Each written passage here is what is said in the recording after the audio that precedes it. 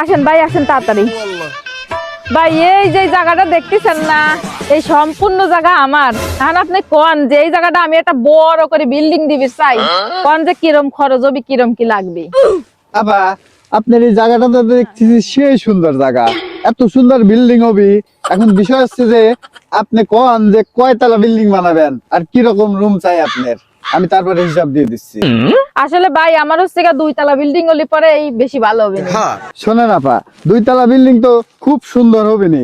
তো এখন বিষয় হচ্ছে যে ধরেন যে আমরা যদি প্রথমে নিচতলা করতে যাই, নিচতলায় যে আমরা বেসটা করব, বেসটা দিয়ে আপনার নিচতলা মোটামুটি 15 লাখ টাকা লাগবে। আর যখনই 2 তলায় চলে যাব, 2 তলায় গেলে আপনার বেশি খরচ হবে না, 5 লাখ টাকা হলেই হয়ে যাবে।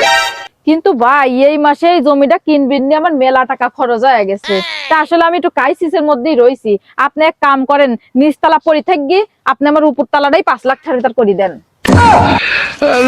শালার মহিলা মানুষ কিছু করে আপনার বিল্ডিং করবো না, জান।